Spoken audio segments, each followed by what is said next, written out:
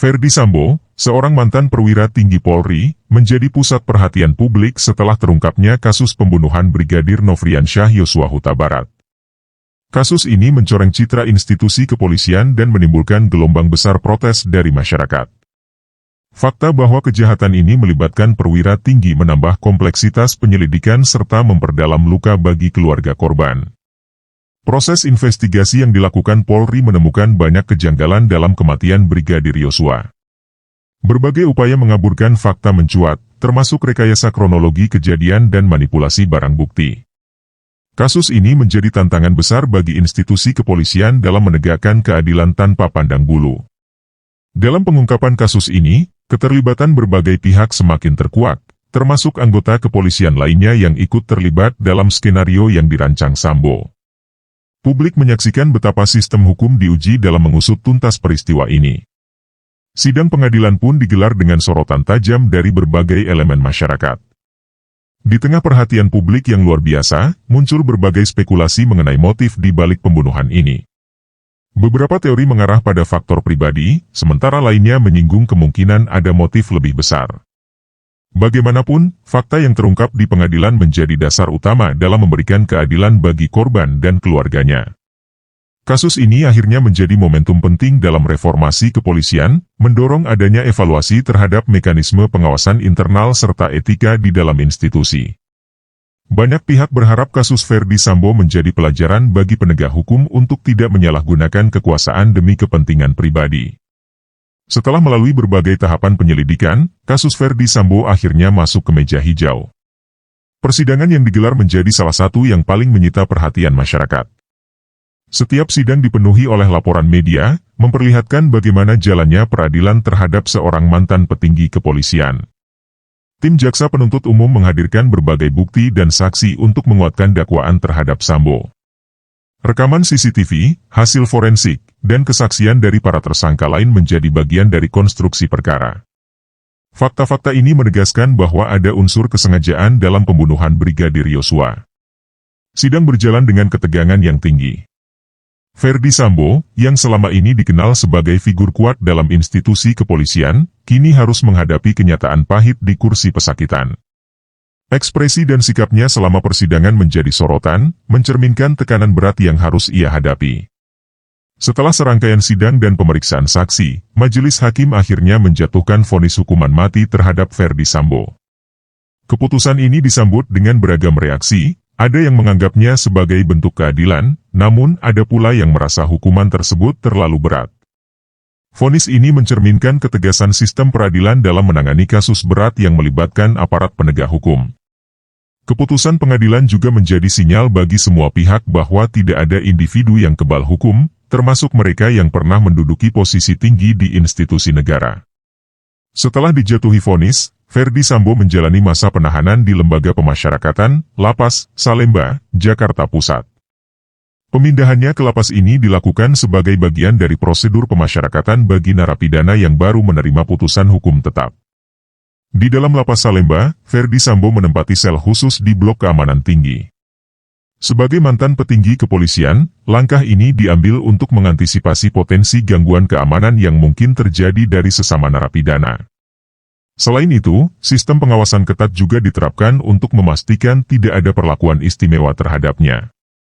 Selama berada di dalam lapas, Ferdy Sambo menjalani berbagai kegiatan pembinaan yang diperuntukkan bagi narapidana. Program-program seperti pelatihan keterampilan, kegiatan keagamaan, serta sesi konseling psikologis menjadi bagian dari rutinitasnya. Tujuan utama dari program ini adalah membantu narapidana beradaptasi dengan kehidupan di dalam penjara dan mempersiapkan mereka untuk rehabilitasi sosial. Namun, isu mengenai kondisi penahanan Sambo sempat menjadi perbincangan hangat di kalangan masyarakat. Ada yang menduga bahwa ia mendapatkan fasilitas lebih baik dibandingkan narapidana lain. Pihak lapas pun segera memberikan klarifikasi bahwa semua tahanan diperlakukan sama sesuai aturan yang berlaku. Di balik jeruji besi, kehidupan Sambo berubah drastis. Dari seorang perwira tinggi dengan kekuasaan besar, kini ia harus menghadapi realitas sebagai narapidana. Situasi ini menunjukkan betapa hukum dapat mengubah status seseorang dengan cepat, mengajarkan bahwa keadilan harus ditegakkan tanpa memandang latar belakang seseorang. Setelah beberapa bulan menjalani masa tahanan di Lapas Salemba, keputusan untuk memindahkan Ferdy Sambo ke Lapas Kelas 2 Cibinong akhirnya diambil. Pihak Kementerian Hukum dan Hak Asasi Manusia, Kemenkumham, menyatakan bahwa pemindahan ini dilakukan sebagai bagian dari prosedur pengelolaan narapidana berkategori high risk atau berisiko tinggi. Keamanan dan ketertiban di dalam lapas menjadi pertimbangan utama dalam keputusan ini. Publik pun menyoroti pemindahan tersebut, mengingat Lapas Cibinong memiliki sistem pengawasan yang lebih ketat dibandingkan Lapas Salemba. Sejumlah spekulasi muncul, termasuk dugaan bahwa pemindahan dilakukan untuk menghindari potensi interaksi Sambo dengan pihak-pihak yang masih memiliki pengaruh di dalam sistem hukum. Namun, otoritas pemasyarakatan menegaskan bahwa keputusan ini merupakan bagian dari evaluasi rutin yang dilakukan terhadap narapidana kasus besar. Proses pemindahan dilakukan secara diam-diam dan tanpa pemberitahuan sebelumnya kepada media. Hanya segelintir petugas yang mengetahui detail waktu dan mekanisme pemindahan. Ferdy Sambo dikawal dengan penjagaan ketat dari aparat keamanan hingga tiba di Lapas Cibinong dalam kondisi aman. Di tempat barunya, Ferdy Sambo ditempatkan di sel khusus dengan tingkat pengawasan tinggi. Sistem keamanan di Lapas Cibinong yang lebih modern memungkinkan kontrol lebih ketat terhadap pergerakan narapidana. Selama beberapa hari pertama, ia menjalani isolasi sebagai bagian dari prosedur adaptasi sebelum ditempatkan di lingkungan yang lebih luas. Kepindahan ini menunjukkan bagaimana kasus Ferdy Sambo masih menjadi perhatian serius, baik dari segi keamanan internal lapas maupun pengawasan dari publik. Meski telah divonis, perjalanannya sebagai narapidana tetap menjadi sorotan karena dampak besar yang ditimbulkan oleh kasusnya terhadap institusi kepolisian dan sistem hukum di Indonesia. Sejak awal masa penahanannya, beredar berbagai isu yang menyebutkan bahwa Ferdy Sambo mendapatkan perlakuan khusus di dalam lapas. Beberapa laporan menyebutkan bahwa ia tidak ditempatkan di sel biasa, melainkan di ruangan dengan fasilitas lebih baik dibandingkan narapidana lain. Dugaan ini mengundang perdebatan di tengah masyarakat yang menginginkan transparansi dalam proses pemasyarakatan. Menanggapi isu tersebut, pihak Lapas Salemba dan Cibinong memberikan klarifikasi resmi bahwa tidak ada perlakuan istimewa terhadap Ferdy Sambo.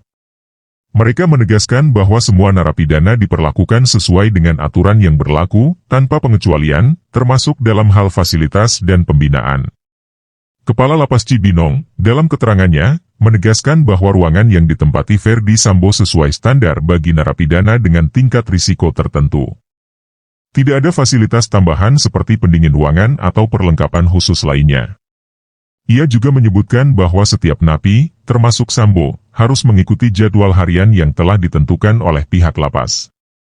Meski begitu, skeptisisme di masyarakat tetap tinggi. Banyak yang masih mempertanyakan apakah benar tidak ada bentuk kemudahan bagi seorang mantan petinggi kepolisian. Beberapa organisasi masyarakat sipil bahkan meminta pihak berwenang untuk membuka akses bagi pengawas independen guna memastikan transparansi dalam pemasyarakatan. Di sisi lain, sejumlah pakar hukum menilai bahwa kontroversi ini mencerminkan betapa besarnya perhatian publik terhadap kasus Ferdy Sambo.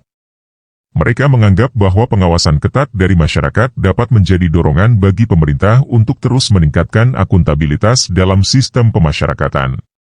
Di tengah pemberitaan mengenai proses hukum Ferdy Sambo, muncul kabar yang mengejutkan publik.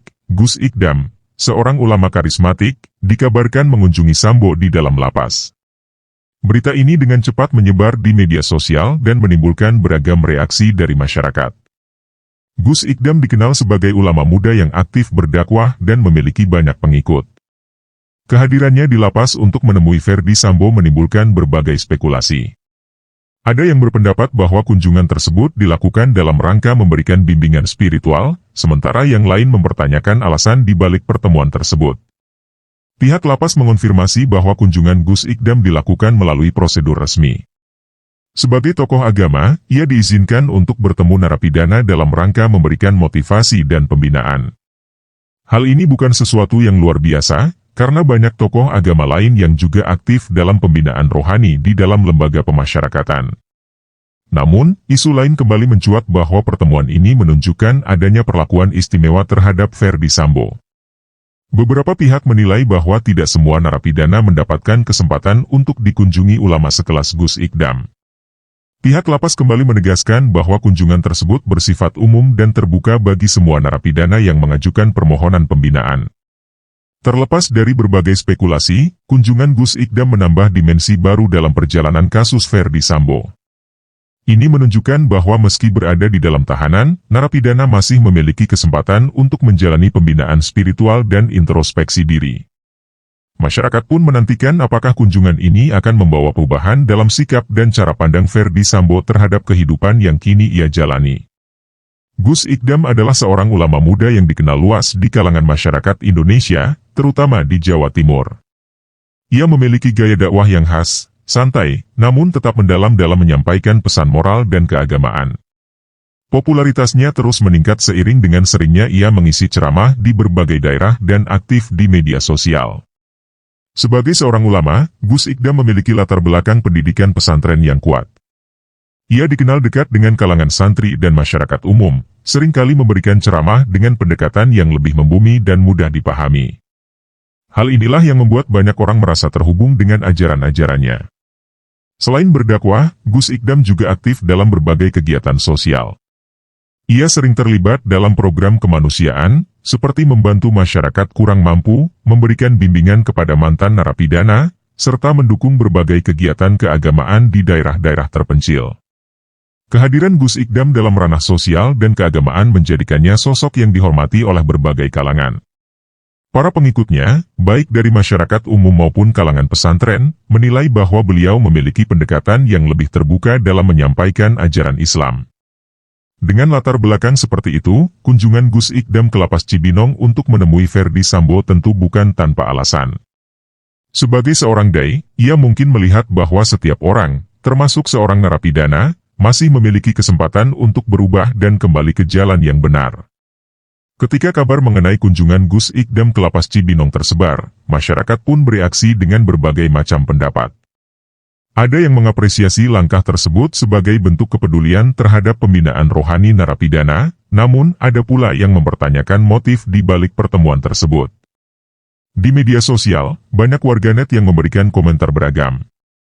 Sebagian besar pendukung Gus Ikdam menganggap kunjungannya sebagai bagian dari tugas seorang ulama untuk memberikan pencerahan kepada siapapun, termasuk kepada seorang mantan petinggi kepolisian yang sedang menjalani hukuman.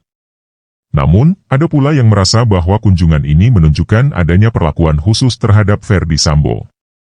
Mereka berpendapat bahwa tidak semua narapidana mendapatkan kesempatan yang sama untuk bertemu dengan tokoh agama terkenal.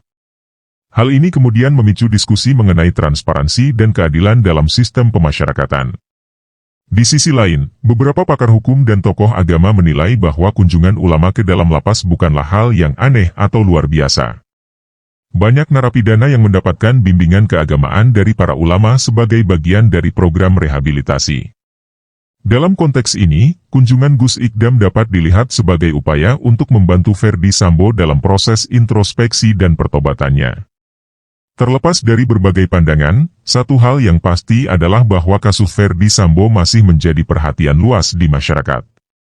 Setiap perkembangan mengenai dirinya, termasuk kunjungan seorang ulama, tetap menjadi topik hangat yang diperbincangkan di berbagai platform media. Melihat semakin besarnya sorotan publik terhadap kunjungan Gus Ikdam, pihak Lapas Cibinong akhirnya memberikan klarifikasi resmi. Mereka menegaskan bahwa kunjungan tersebut telah melalui prosedur yang berlaku dan tidak ada perlakuan istimewa terhadap Ferdy Sambo. Menurut Kepala Lapas Cibinong, Gus Ikdam datang dalam kapasitasnya sebagai ulama yang ingin memberikan bimbingan spiritual kepada narapidana. Lapas sendiri memang memiliki program pembinaan keagamaan yang melibatkan berbagai tokoh agama, dan kunjungan ini sejalan dengan program tersebut. Pihak lapas juga menjelaskan bahwa kunjungan ulama atau tokoh agama bukan hanya diberikan kepada Ferdy Sambo. Narapidana lain juga memiliki kesempatan untuk mendapatkan bimbingan keagamaan sesuai dengan keyakinan masing-masing. Hal ini merupakan bagian dari upaya rehabilitasi narapidana agar mereka bisa menjadi pribadi yang lebih baik setelah menjalani hukuman. Selain itu, dalam klarifikasinya, pihak lapas membantah bahwa Ferdy Sambo mendapatkan fasilitas khusus atau perlakuan yang berbeda dari narapidana lain. Semua narapidana, termasuk Sambo, harus mengikuti aturan yang berlaku di dalam lapas, mulai dari pola makan, jam kunjungan, hingga program pembinaan. Meskipun klarifikasi telah diberikan, masih ada sebagian masyarakat yang merasa ragu dan menuntut adanya pengawasan lebih lanjut terhadap sistem pemasyarakatan. Hal ini menunjukkan bahwa kepercayaan publik terhadap transparansi dalam penegakan hukum masih menjadi tantangan yang harus terus diperbaiki oleh pemerintah dan aparat terkait. Setelah berbagai spekulasi muncul mengenai kunjungan Gus Ikdam ke Lapas Cibinong, beberapa sumber menyebutkan bahwa pertemuan tersebut berlangsung dalam suasana yang penuh ketenangan. Gus Ikdam dan Ferdy Sambo dikabarkan berbincang cukup lama dalam ruang kunjungan yang telah disediakan oleh pihak lapas. Menurut informasi dari pihak yang mengetahui jalannya pertemuan, Gus Ikdam lebih banyak memberikan nasihat spiritual kepada Ferdy Sambo. Ia mengajak mantan petinggi kepolisian itu untuk lebih banyak melakukan introspeksi dan mendekatkan diri kepada Tuhan. Dalam kesempatan itu, Gus Ikdam juga menekankan pentingnya menerima takdir dan menjalani hukuman dengan penuh kesabaran. Ferdy Sambo dikabarkan mendengarkan dengan saksama setiap nasihat yang diberikan oleh Gus Ikdam.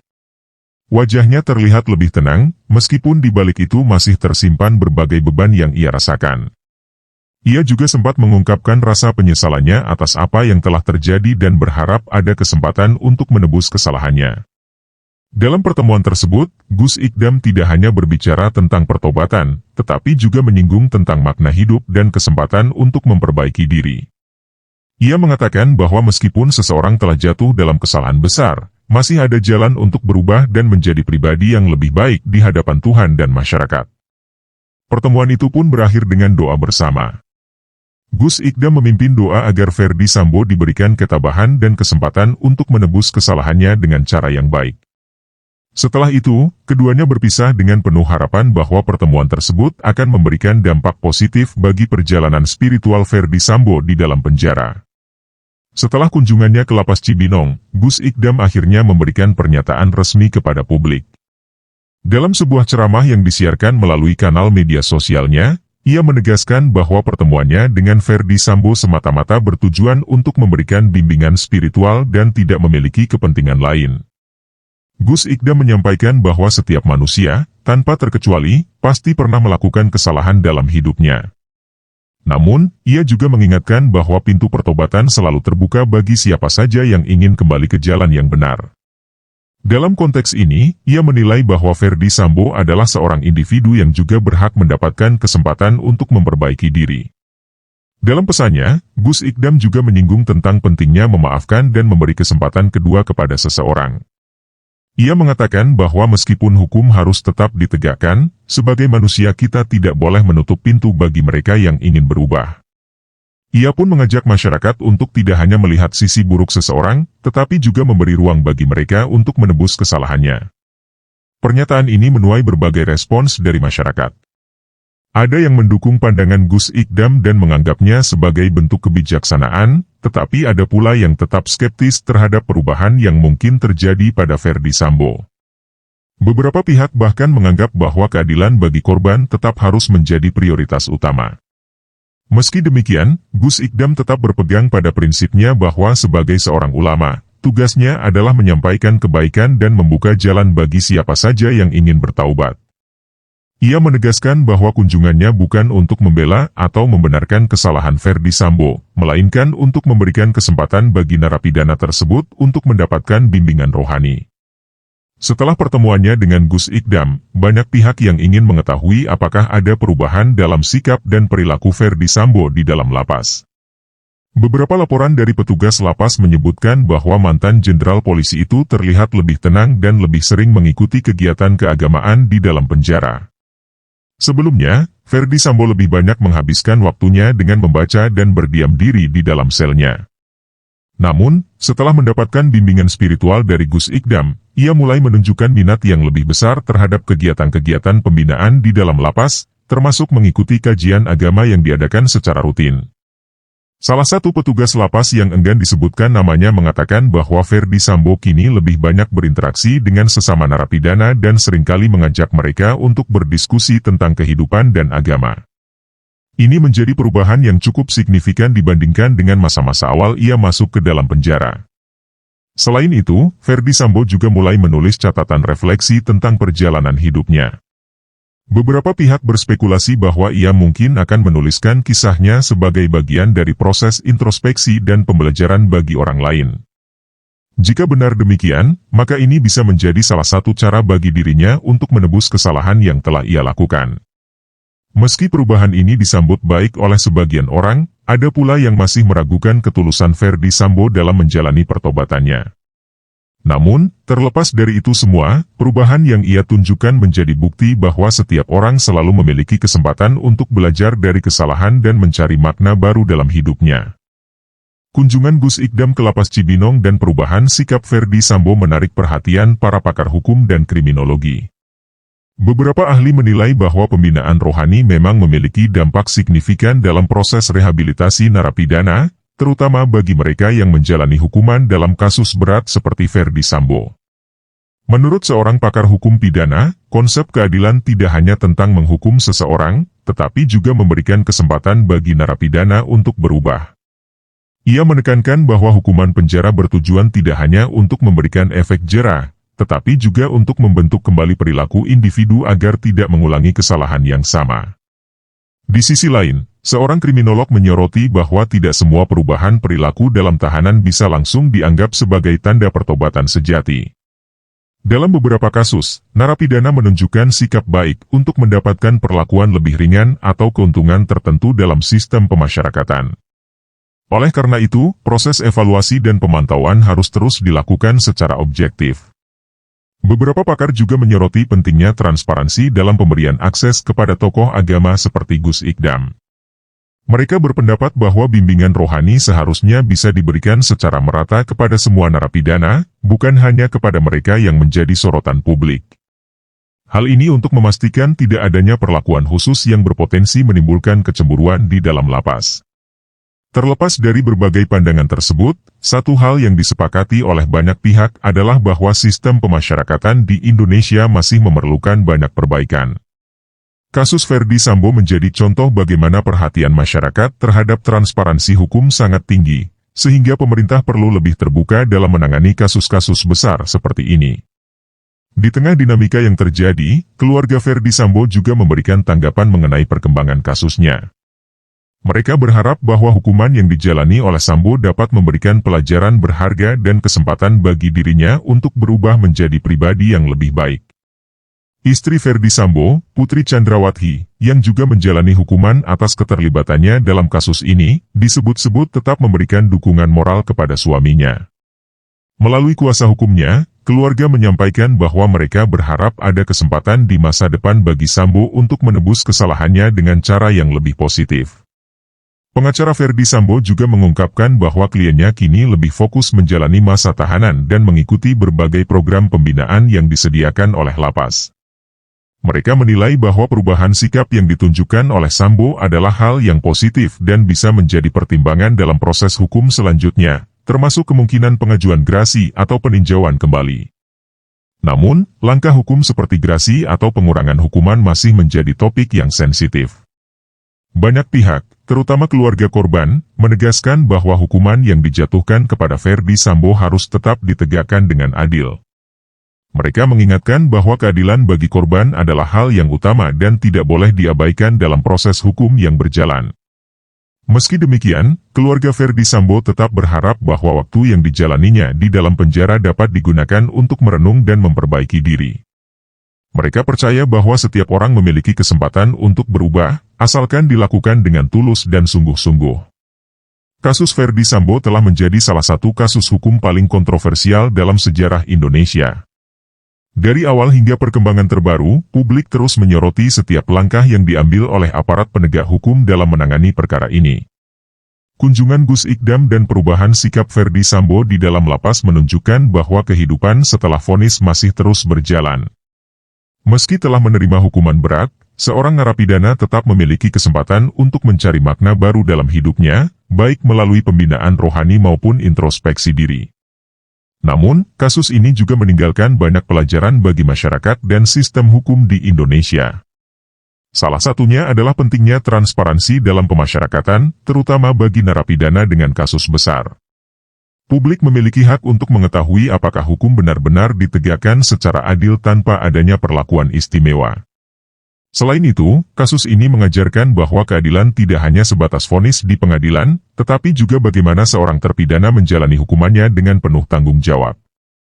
Masyarakat perlu terus mengawasi agar proses hukum berjalan sebagaimana mestinya tanpa adanya intervensi yang bisa mencederai rasa keadilan.